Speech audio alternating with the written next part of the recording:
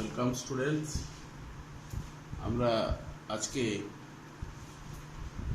নতুন একটা আলোকীয় ঘটনা নিয়ে আলোচনা করব। এর আগে আমরা ব্যতিচার নিয়ে আলোচনা করেছি, ইন্টারফারেন্স অফ লাইট। আজকে অপবর্তন বা ডিফ্রাকশন অফ লাইট নিয়ে আমরা আলোচনা করব। ঠিক আছে, অপবর্তন কথাটার আক্ষরিক অর্থ যদি আমরা আলোচনা করি, অপবর্তন মানে কি বোঝায়?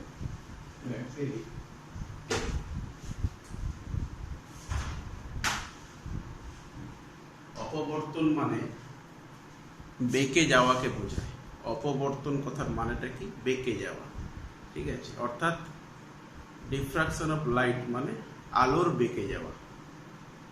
সোজা কথায় যদি বলা যায় তাহলে এটা দাঁড়ায় যে আলো বাঁকতে পারে। তো এটা আমাদের প্রচলিত প্রথাগত যে চিন্তা ভাবনা তার পরিপন্থী হয়ে দাঁড়াচ্ছে। আমরা ক্লাস 9-10 পর্যন্ত জেনেছি বা নিচু ক্লাসেও জেনেছি যে কি আলো কিনা সরল রেখায় চলে, এবং আলো তার গতিপথে যদি কোনো প্রতিবন্ধক পায় তাহলে সে কি হয়? আটকে যায়, এবং তার পেছনে একটা জ্যামিতিক ছায়া অঞ্চলের তৈরি হয়। এটা আমরা মোটামুটি জানি। ঠিক আছে, আমি এক এক করে ঘটনাগুলো দেখানোর চেষ্টা করেছি, একটু বোর্ডের দিকে দেখবে। আমি এখানে একটা সরু রেখাছিদ্র নিয়েছি। রেখাছিদ্র জিনিসটা কনসেপ্ট আমি আগে দিয়েছিলাম ব্যতিচারের চ্যাপ্টারে, যে যদি কোনো ছিদ্র রেখার আকারে হয় সেটাকে আমরা কি বলতে পারি? রেখাছিদ্র। ঠিক আছে, কোনো ছিদ্র সেটা রেখার আকারে। ঠিক আছে, তো এইরকম ভাবে একটা রেখাছিদ্র নিয়েছি। এদিকে রয়েছে আলোর উৎস, তাহলে উৎস থেকে আলো বেরাচ্ছে, উৎস থেকে আলো নির্গত হচ্ছে। তো এই বাকি অংশটা রেখাছিদ্র বাদে এই যে বাকি অংশ দেখো, এই বাকি যে অংশ, উপরের অংশ বা নিচের অংশ, এই যে অংশগুলো, এগুলো কিন্তু অবস্ট্রাকল, বাধা। তাহলে আমাদের সহজ প্রচলিত ধারণা কি বলছে? না, আলো এখান থেকে নির্গত হবে, নির্গত হওয়ার পরে যেই অংশে বাধা নেই, যেটা ফাঁকা অংশ, সেই অংশ দিয়ে বেরিয়ে যাবে। বেরিয়ে যাওয়ার পর এখানে একটা পর্দা দেখানো হয়েছে, তাহলে এই পর্দা এসে পৌঁছাবে।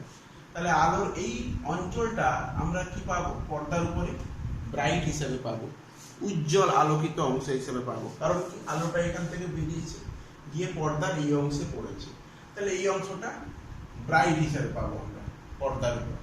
তাহলে আমাদের বাকি ধারণা অনুযায়ী, তাহলে বাকি উপরের অংশ বা নিচের অংশ, এটা তো অবস্ট্রাকল অংশ, এটা তো বাধা অংশ। তাহলে আলো গেল, বাধায় পড়ার পরে ফিরে এলো, ব্যাক করলো। সেটা প্রতিফলিত হতে পারে বা অন্য কিছু হতে পারে। প্রতিফলিত হয়ে ফিরে যাচ্ছে বা শোষিত হয়ে যাচ্ছে। কোনো না কোনো ভাবে আলো এটাকে ভেদ করে কিন্তু বেরাতে পারছে না, বা এটাকে অতিক্রম করে বেরাতে পারছে না। এটা আমাদের কাছে ক্লিয়ার হচ্ছে। ঠিক আছে, এটা আমাদের প্রচলিত ধারণা। তাহলে এটা আলোকিত অঞ্চল, আর বাকি এগুলো হচ্ছে তার ছায়া, যেহেতু আলোটা যেতে পারছে না। তো এটাকে আমরা কি বলছি? রেখাছিদ্র। রেখাছিদ্রটাকে আমরা এই আকারে প্রকাশ করছি। কিন্তু এতটা পর্যন্ত আমাদের ধারণা ছিল। এবার দেখা গেল কি না, এই সময় 17th সেঞ্চুরিতে বিজ্ঞানী গ্রিমান্ডি, ঠিক আছে, প্রথম একটা জিনিস অবজার্ভ করলেন। কি অবজার্ভ করলেন? না, উনি অবজার্ভ করলেন যে এই আলোকিত অঞ্চলের পাশাপাশি তথাকথিত যে অঞ্চলটা শ্যাডো অঞ্চল, অর্থাৎ ছায়া অঞ্চল হওয়া উচিত ছিল, সেটা কিন্তু সম্পূর্ণ অন্ধকার অঞ্চল নয় বা সম্পূর্ণ ছায়া অঞ্চল নয়। সেখানে দেখা যাচ্ছে কি আলোকিত এবং অন্ধকারাচ্ছন্ন অঞ্চল মিলেমিশে রয়েছে। তার মানেটা কি? ছায়া বলতে আমরা যেটা বুঝি, আলো সেখানে পৌঁছাতে পারছে না, জিওমেট্রিক্যাল শ্যাডো রিজিয়ন। তো দেখা যাচ্ছে কি না, আলোক রশ্মি এখানে পৌঁছাচ্ছে, আলোক রশ্মির কিছু কিছু অংশ এখানে পৌঁছাচ্ছে। তো এটা একটা বড় প্রশ্ন চিহ্নের সামনে দাঁড় করিয়ে দেব। ঠিক আছে, তখন গ্রিমান্ডি এটা দেখার পরে উনি ভাবলেন কি, শব্দের একটা ফেনোমেনার সঙ্গে উনি এটাকে কোরিলেট করার চেষ্টা করলেন। কিরকম ব্যাপারটা? যেমন ধরো,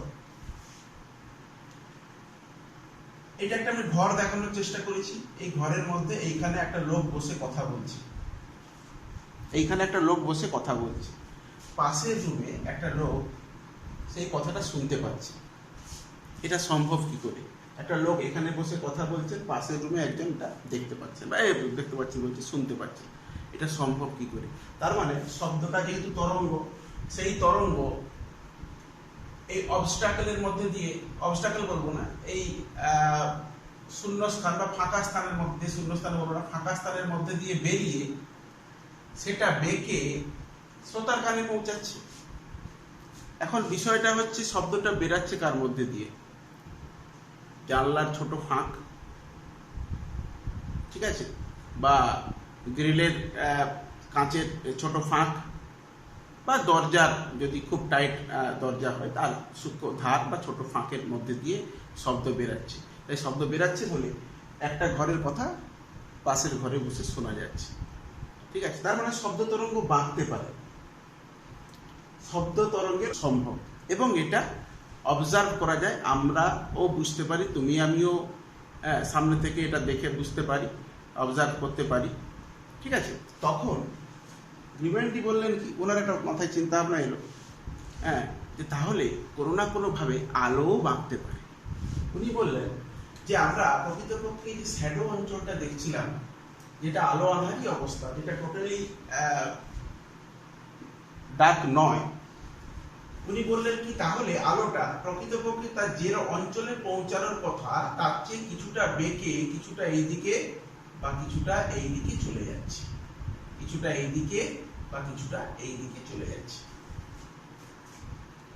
ঘটনাটা এরকম দাঁড়ালো, ঠিক আছে। তার মানে আমাদের যে চিন্তা ভাবনা ছিল আলো সরল রেখায় যায়, সেখান থেকে চিন্তা ভাবনা একটা আমূল পরিবর্তন হলো। সেটা কি? আলো বাঁকতে পারে।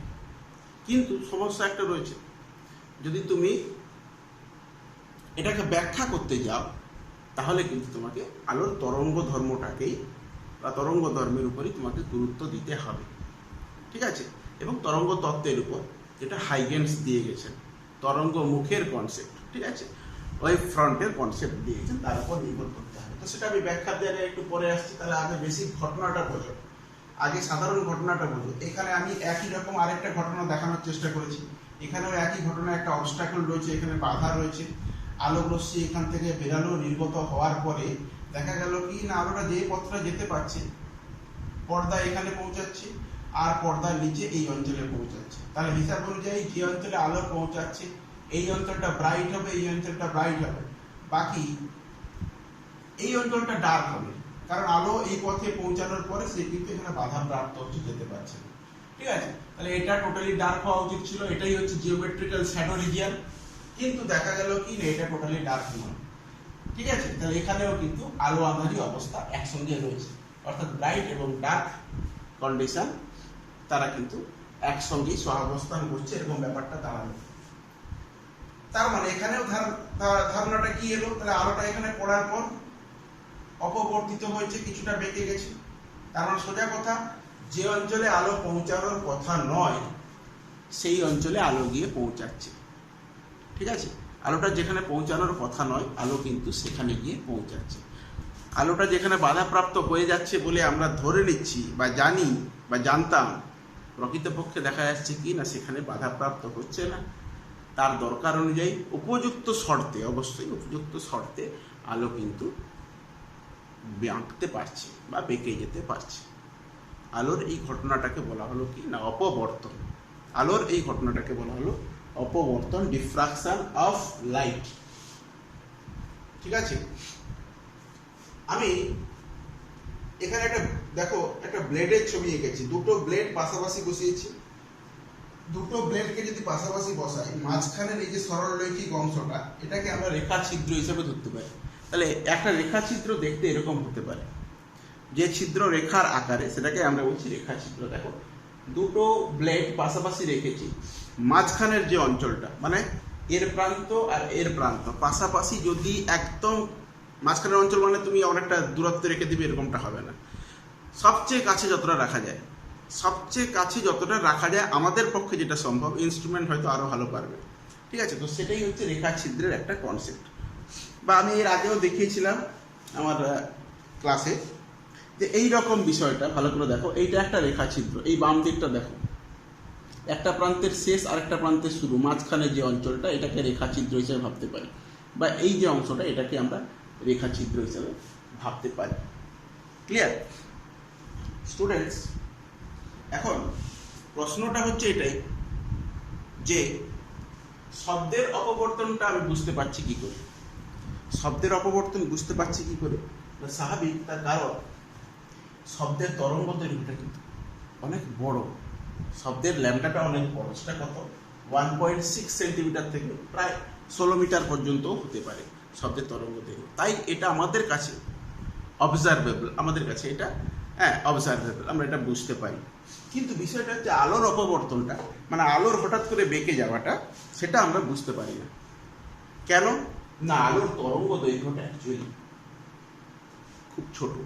ভিজিবল যে লাইট, তার ওয়েভলেন্থ আমরা জানি প্রায় 4000 থেকে 8000 অ্যাংস্ট্রমের কাছাকাছি হয়, ঠিক আছে? তো এই জন্য এত সহজে আলোর অপবর্তনটা বোঝা যায় না, কিন্তু এক্সপেরিমেন্টালি করা যায়।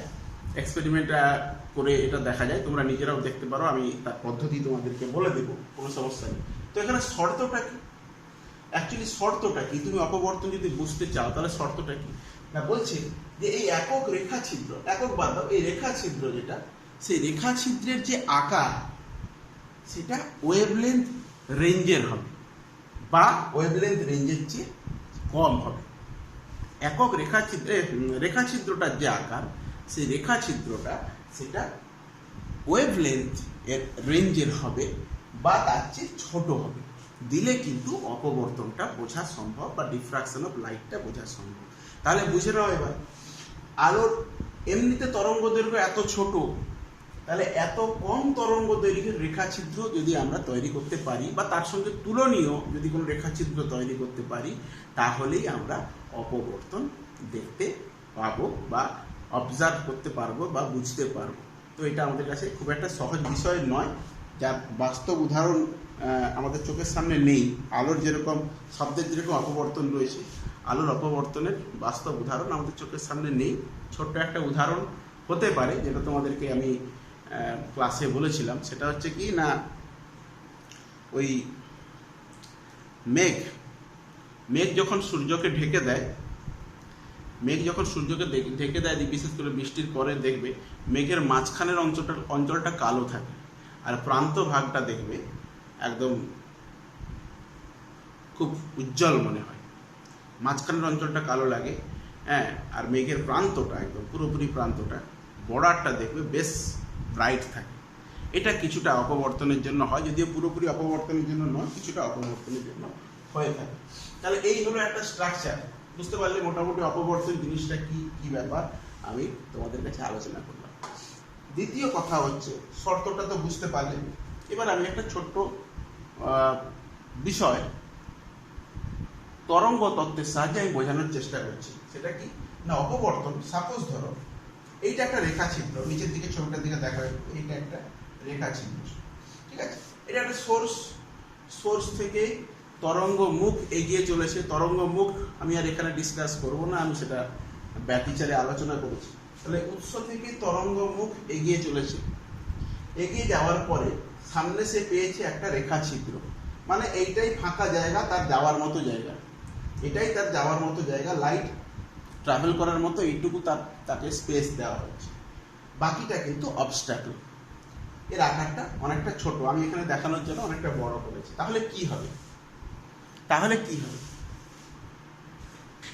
তাহলে তরঙ্গমুখ বেন্ড করবে নিজেকে এইটুকু ছোট জায়গার মধ্যে দিয়ে। আমি যদি তোমাকে একটা সরু পিচ যদি আমি তোমাকে একটা দিই, যে তোমাকে বলি সামনে এইটুকু একটা শূন্যস্থান দিয়ে যে তুমি এটাকে বের করো, তাহলে কি করবে? তুমি ওটাকে লম্বালম্বি না বের করে তুমি তাকে গোল করে ওই রেখাচিত্রের মধ্যে দিয়ে বের করবে, ঠিক না? তাহলে সেই রকম আকারটা নিয়েছে। এখানে দেখো তরঙ্গ মুখটা কিন্তু ছড়িয়ে পড়লো।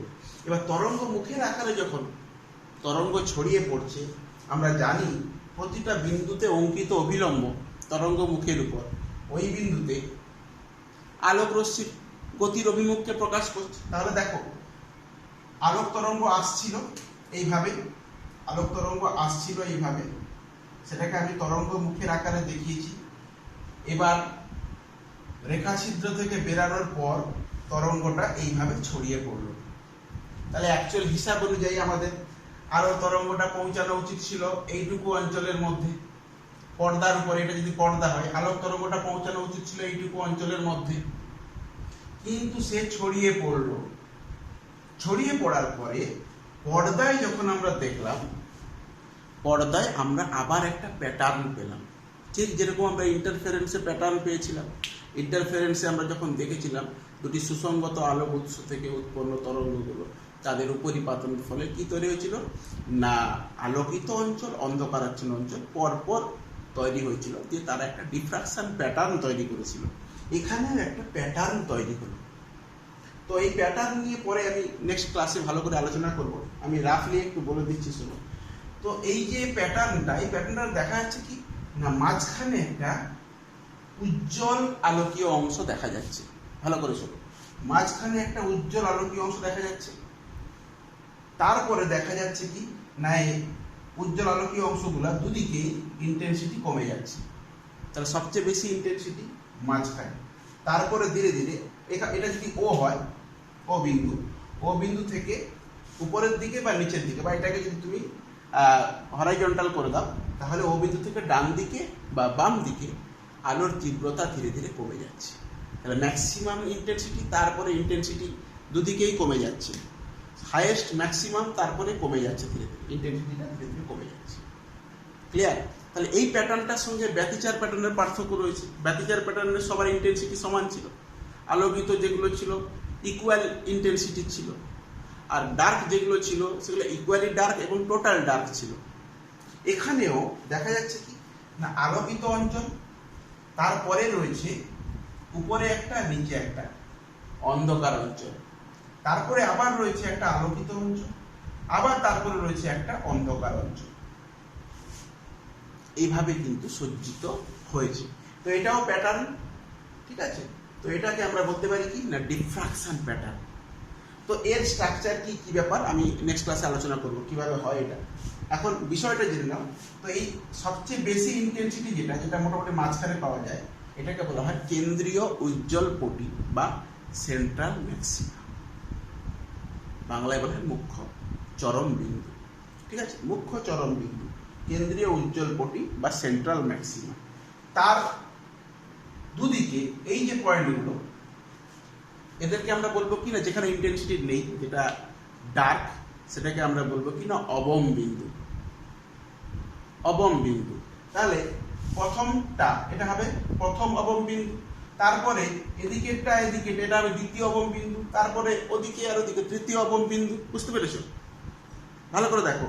তাহলে চরম বিন্দু, মুখ্য চরম বিন্দু, তার দুপাশে উপরের নিচে হলো অবম বিন্দু।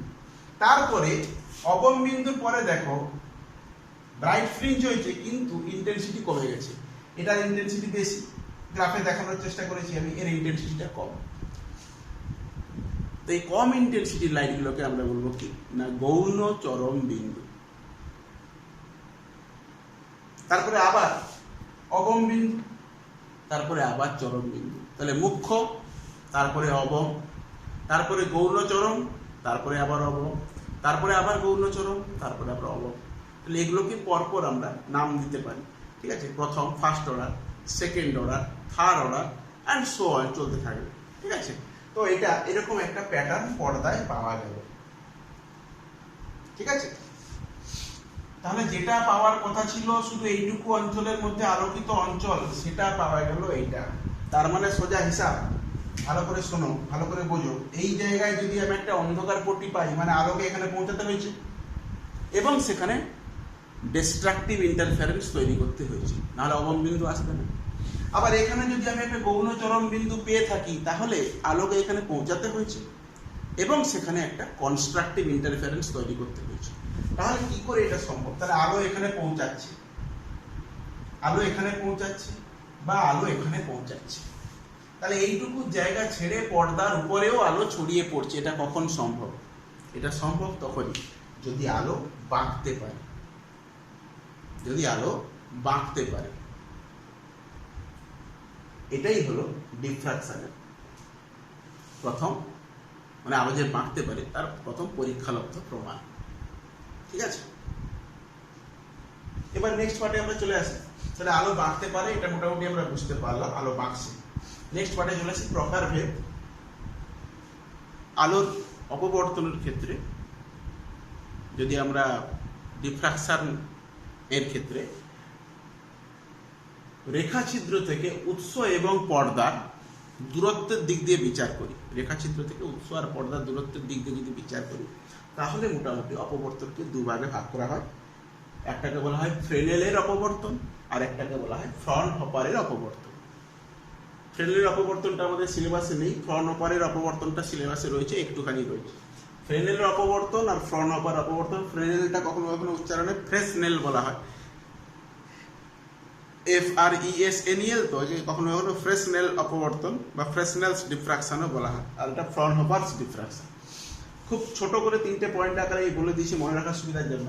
ফ্রেনেলের অপবর্তন জিনিসটা কি না, ভালো করে মনে রাখবে, এই ছিদ্র থেকে উৎস আর পর্দা এরা কিন্তু সসীম দূরত্বে অবস্থান করবে। ফ্রেনেলের অপবর্তনের ক্ষেত্রে রেখা ছিদ্র থেকে উৎস বলো পর্দা বলো, তারা কিন্তু সসীম দূরত্বে অবস্থান করবে। সসীম দূরত্ব মানে কি? মেজারেবল ডিস্টেন্স, একটা কাছাকাছি দূরত্ব, যেটা তুমি মেজার করতে পারবে, যে দূরত্বটা তোমার আয়ত্তের মধ্যে, সেটাকে বলতে সসীম দূরত্বে অবস্থিত। সসীম দূরত্বে অবস্থিত বলেই পর্দায়, আমি পিটা একটা পর্দার উপর বিন্দু দেখাচ্ছি, পর্দায় যে তরঙ্গ মুখটা গিয়ে পড়ে সেটা গোলীয় হয় বা চোঙাকৃতি হয়।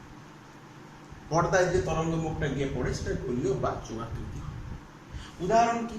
সরু তার, সরু রেখা ছিদ্র, সরু তারের উপরে যে ডিফ্রাকশন আমরা করতে পারি, বা সরু রেখা ছিদ্রের মধ্যে দিয়ে আলো পাঠিয়ে আমরা যে ডিফ্রাকশন করতে পারি, মানে যেটা আমরা করি সচরাচর এক্সপেরিমেন্টালি আমরা করে থাকি, সেগুলো কিন্তু সব ফ্রেনেল ক্লাসের ডিফ্রাকশন, কারণ সেক্ষেত্রে উৎস এবং পর্দা অসীম দূরত্বে অবস্থিত। উল্টো দিকে ফ্রন্ট হপার অপবর্তনে যদি তুমি চলে আসো, ফ্রন্ট হপার অপবর্তনের ক্ষেত্রে তুমি কি দেখবে না, ফ্রন্ট হপার অপবর্তনের ক্ষেত্রে, যদিও আমার এটা আঁকা ঠিক হয়নি, তাও আমি বলছি, উৎস এবং পর্দা উভয়ই কিন্তু অসীম দূরত্বে অবস্থিত। আমি এখানে দেখিয়ে দিয়েছি, এটা দেখানোটা দেখো সায়েন্টিফিক নয়, আমি শুধু বোঝানোর জন্য করেছি। উৎস এবং পর্দা উভয়ই কিন্তু অসীম দূরত্বে অবস্থিত। Clear? Infinite distance, very large distance. তো সেক্ষেত্রে যেহেতু অসীম দূরত্বে অবস্থিত, তাই পর্দায় তখন যে তরঙ্গ মুখগুলো পৌঁছাবে তারা সরলরৈখিক হবে। আমরা জানি অসীম দূরত্বে উৎস অবস্থিত হলে তার তরঙ্গ মুখ সরলরৈখিক হয়, তো সেক্ষেত্রে তরঙ্গ মুখটা সরলরৈখিক হবে।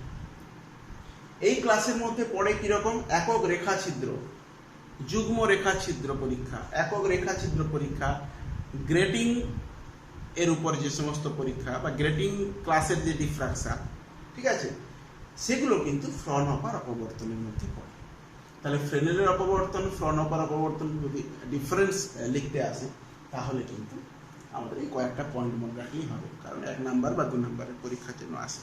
তাহলে এই হলো ডিফ্রাকশনের একটা প্রাথমিক ধারণা, প্রাথমিক একটা রূপরেখা, আলোর বেঁকে যাওয়ার যে ফেনোমেনন, যে ঘটনা, তার উপরে একটা প্রাথমিক একটা ক্লাস। তো এখানে একটা বিষয় হচ্ছে যে ডিফ্রাকশনের পেছনে মূল ভূমিকা কে পালন করছে? ইন্টারফেরেন্স। কারণ আমি 2-4 বার বললাম যে গঠনমূলক ব্যতিচার, ধ্বংসাত্মক ব্যতিচার, স্বাভাবিক, যেহেতু প্যাটার্ন তৈরি হয়েছে, আলোকিত এবং অন্ধকারাচ্ছন্ন পটি যেহেতু তৈরি হয়েছে, তার মানে সেখানে কিন্তু ইন্টারফেরেন্স হয়েছে। ক্লিয়ার?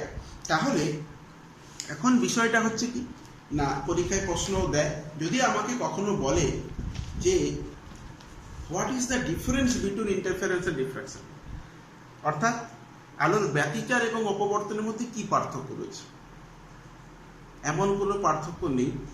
ঠিক আছে, পার্থক্য করাটা তো সহজও নয়। বিজ্ঞানী ফাইনম্যান বলেছেন, ফাইনম্যানের ধারণা মানে বক্তব্য অনুযায়ী, যে ব্যতিচার এবং অপবর্তনের মধ্যে খুব বিরাট পার্থক্য করা সম্ভব নয়, মানে কারোর পক্ষেই সম্ভব নয়, এতটা তারা কোরিলেটেড। তবু কিছুটা ডিফারেন্স রয়েছে।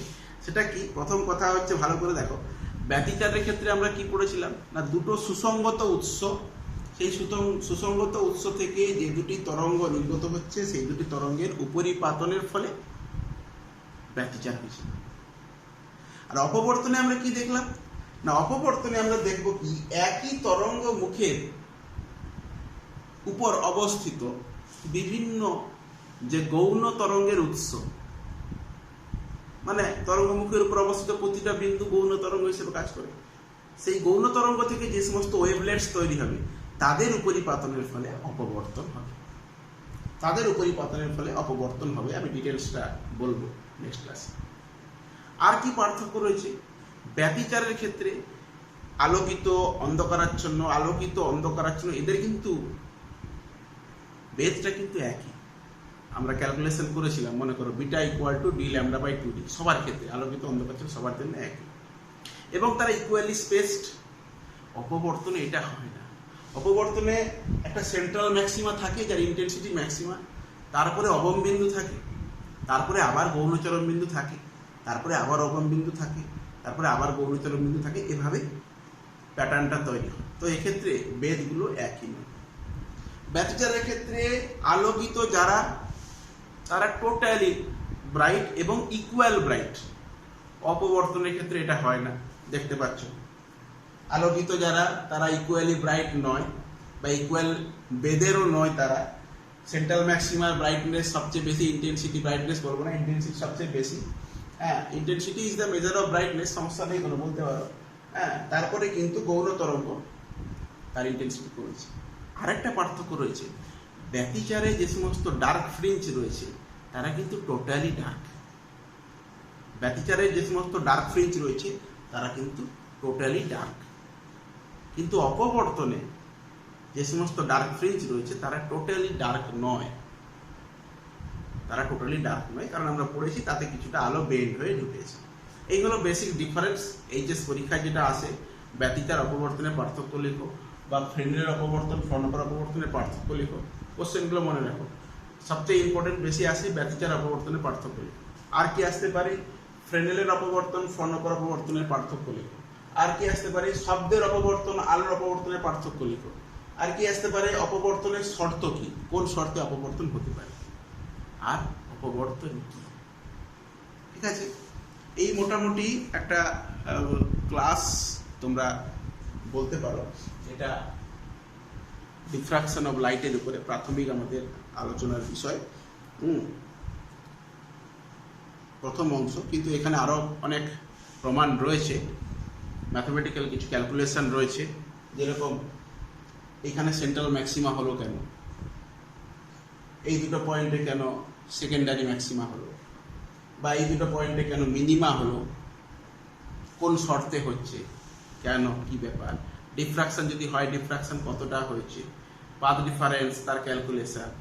ঠিক আছে, এই সমস্ত একটা আলোচনা রয়েছে, যেটা আমি এর নেক্সট ক্লাসে বা নেক্সট ভিডিওতে দেওয়ার চেষ্টা করব। এতটা পর্যন্ত প্রাথমিক পার্ট। ডিফ্রাকশনের পুরো চ্যাপ্টারটাকে যদি আমি দুটো পার্টে ভাগ করি, এটা একটা প্রাথমিক পার্ট, এরপরে আরেকটা পার্ট রয়েছে যেটা একটু ডিফিকাল্ট, সেটা বোঝাটা। ঠিক আছে, এতটা পর্যন্ত তোমরা কমপ্লিট করো, তারপরে আসছি নেক্সট ভিডিও।